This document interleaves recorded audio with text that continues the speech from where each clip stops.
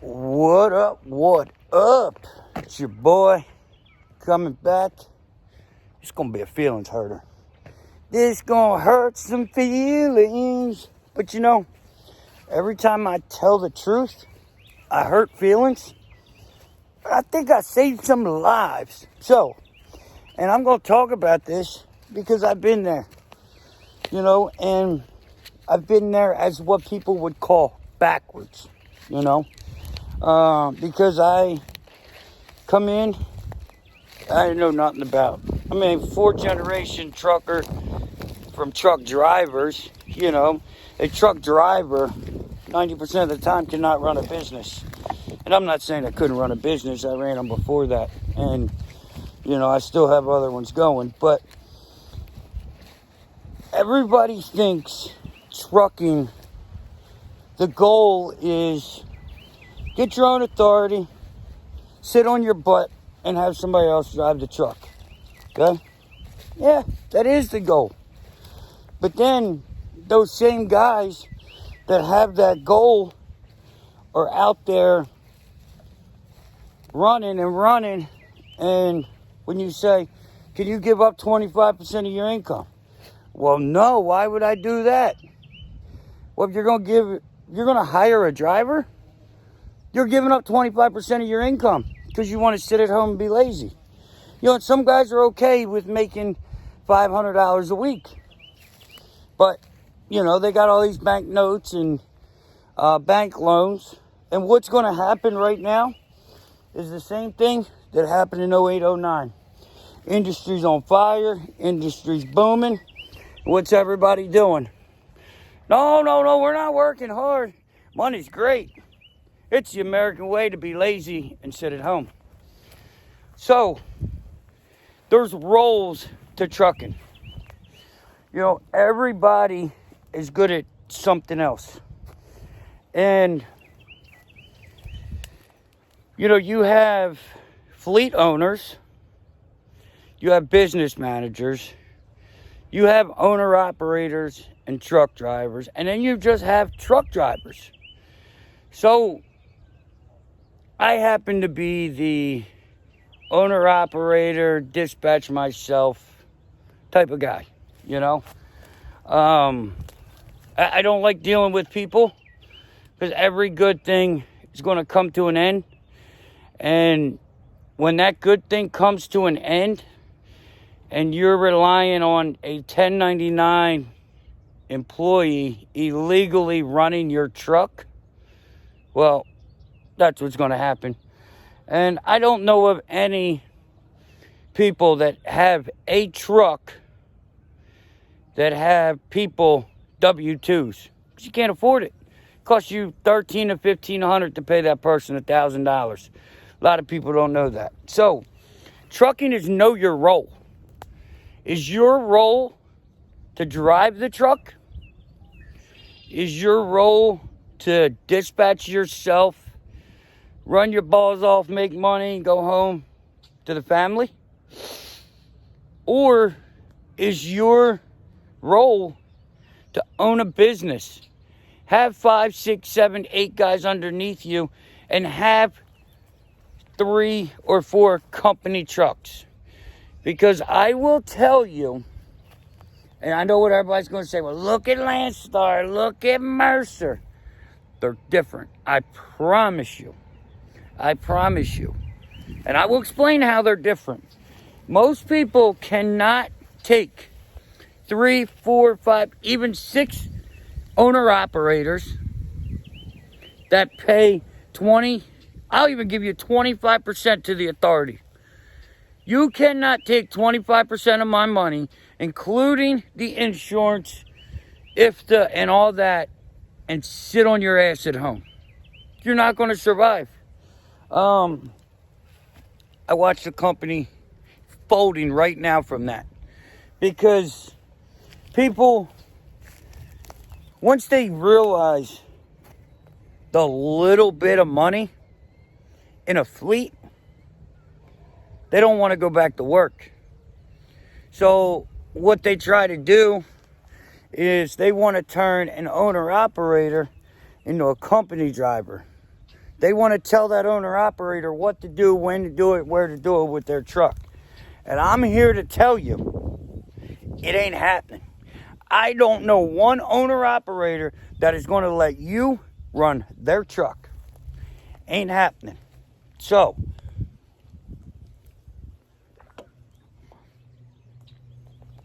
you need to figure out what you like to do. What I believe is the biggest mistake, and I can say this because I did it. Y'all waiting on me to tell you how Landstar and Mercer is different, aren't you? Well, here's how they're different. They have a brokerage, right? I think they both do. TMC, same way. They have a brokerage. They are all owner-operator trucks, but you pay more for them. Like, I think it's like 67% to the truck. You ain't running my truck for 67% because you don't have freight. You don't have Landstar or Mercer freight. You don't have people out there getting loads, putting it on the load board, and I just push a button and boom. No, you don't have that. Landstar and Mercer, they're not just owner-operator companies. And that's what people don't understand. You don't believe me? Look it up. Landstar guy, he'll come in here and tell you, oh, we get paid more than you do. No, you don't. You get $1,500, or I get $1,500, you get $1,800, but you're paying a dispatch fee. I'm not. At the end of the day, it's the same thing, but it's not the same thing at the same time, because you have a whole lot less to worry about, and you're covered. You know Landstar's going to have work. You know Mercer's going to have work. You're not going to be sitting looking for work, you know. So that's the difference. That's why they get more money, because they got more options. They're bigger. They may or may not be better, but obviously they have something that works for a whole lot of guys. So let's go on to the next part. Is if you don't know a whole lot about trucking, you don't know about the load boards, you don't know rates, you don't know lanes, you don't know maintenance, you don't know what your truck truly costs you, but you do not want to be a company driver. Like me, I'm not company driver material. I'm too thick-headed. I'm too much of a go-getter. I'll be the first to tell you, I'm going to do it my way. If you have an idea and you can convince me that your idea is great, I'll give you 100%. Here's an example. Y'all know nobody has been able to dispatch my truck. Nobody. Well, I'm not going to say I'm ashamed to say this, but I give somebody an opportunity. You know, he said, let me dispatch you. You know what I mean? I don't know if he wanted to get a feel or he wanted to, you know, he had some work. Like, he knew the work, he knew the lanes. But I was very, very leery. This guy dispatched me for a month and a half. And the only reason he's stopping is because I'm coming back east. And he's like, whoa, you going back east? You're on your own, baby. So, that guy right there, that's business owner material. That's fleet owner material. He can deal with people. If he can deal with me as a truck driver, he can deal with some people. He can find the loads. His dispatching is on point. But he didn't start like that. He started driving, hauling RVs. Then he went from a pickup to a big rig. You know, pulling the cars back and forth in RVs. And then, just like the rest of us, he moved up and up. Some of us move what you guys call backwards, but that's okay. So, he, you know, now has 5-6 trucks underneath him, but he knows. The minute he goes and sits home and tries to pressure the guys that are right now making life easy, that we don't make his life great. We just make it easier with the income. And he knows that.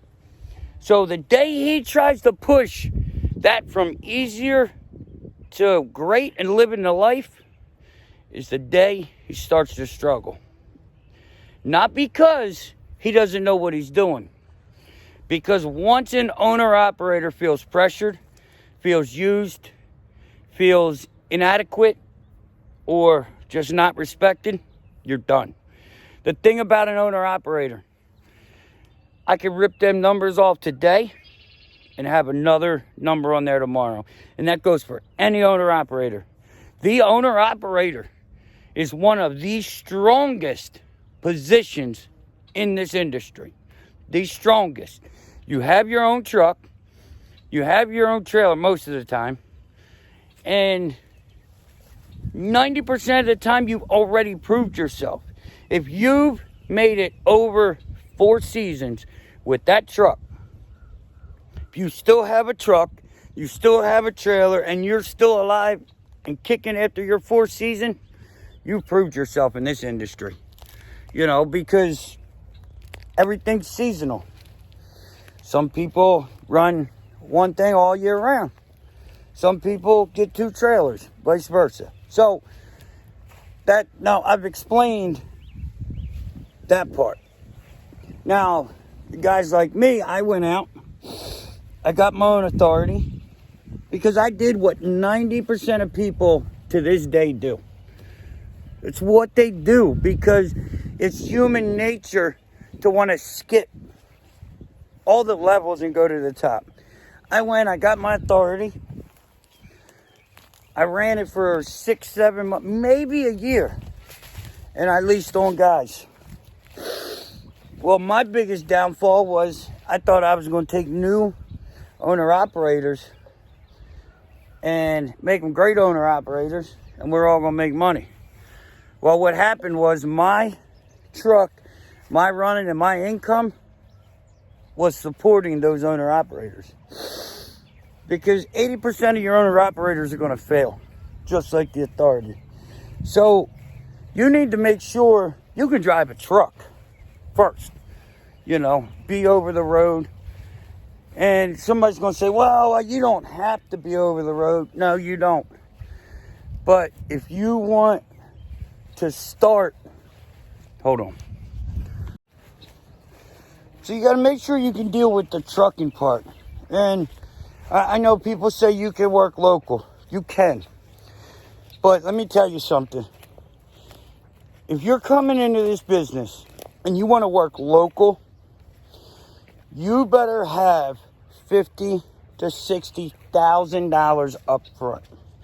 Because local pays less than over the road. That's why guys go over the road, build that stack up, and then come local. And I'm still not local. I'm going back regional. I did go over the road, went local, hate it, did regional, kind of enjoyed it, went back over the road, but I'm coming back regional. So, and it's just all about timing, you know. When I need to, fortunately, I'll go back over the road. So, but you've got to know what you're doing. You can't know your role until you know the roles. Now, a lot of us company drivers probably not the mindset, because everybody's got in their mind that the truck driver, the company driver, is scum, which they're not. You know, it doesn't matter what you do. 10 years ago, a truck driver was a valued and important job, and kids wanted to be truck drivers. Well, not no more, and I don't blame them. I mean, if you see guys throwing piss bottles and bags full of poop out the truck, and, you know, that's how they live, throwing it out of the truck, how do you think they live in their truck? And they don't think, oh, well, that's because that's how that person is. No, it's the trucking's fault. Which, no, it's not. But, so you got company driver, you got owner-operator. Well, if you're a paycheck-to-paycheck guy right now, which most of us are, or, were when we come in, then you've got to learn how to budget money. Because I'm here to tell you, trucking will ruin your perception of money. Like, my biggest problem right now is $500 today was $100 when I started this business. And that's not because of inflation. If you tell me something costs $500, okay. If you say something only costs $100, I don't even question $100. It doesn't matter what it is. That's how bad it gets in trucking. When you're getting $2,000, $3,000, $4,000, $5,000 bills 3, 4, 5 times a year, and you're gonna get them. I don't care what you buy, you're gonna get them. Your perception of money goes. And until you change that perception of money to stack enough cash to fit that perception of money, you're going to have problems. That's why a lot of guys go out. Most guys right now don't have $3,000 in their bank account. Most don't. So, you got to learn your role. This is a marathon, not a sprint. It's okay to drive a truck, make 75% of your money, and go home. Okay? Because you can build on top of that. I have built on top of owner-operator position and made life okay, with other streams of income. So, do I have fleet owner money? No. But I don't have fleet owner headaches either. So, just before you pull the trigger, before you think it's okay to just go get your authority without 30 to 60K, if you're over the road, you should have 20 to 30. Most of us don't. Most of us won't, but I'm going to say it anyway. So, when we start. But it's just you got to know your role, guys. You've got to know what fits you. The longer you push and try to do something that's not you, the bigger your rate of failure can be, and the closer it gets. So, take your baby steps. I'm not going to tell you to go be a company driver. Get a truck. Get a cheaper truck. Now, another thing that most people don't realize is companies, a lot of companies will get you a trailer. If you just buy a truck and you lease on as long as you mesh with the company, you can get a trailer. Trailers are a dime a dozen. And the reason they will do that, they're going to charge you to rent it, lease it, whatever. But the reason they're willing to do that over the trucks, it's obvious. The maintenance isn't there. So, don't worry about a trailer. You gotta get your foot in the door somewhere. And find out what you like to pull. Pull cars, pull drive van, pull flatbed. I still don't know. That's why I got a drive van and a flatbed. Because I don't know. But that's my little rant for today. Just know your role, guys. Trucking roles, you got to know them. So if information like this is what you're looking for, you want to be successful in trucking, make money, move your career on up, you found a channel. Like, share, subscribe. Hit that ding ding. And I will see you on the next one. Peace.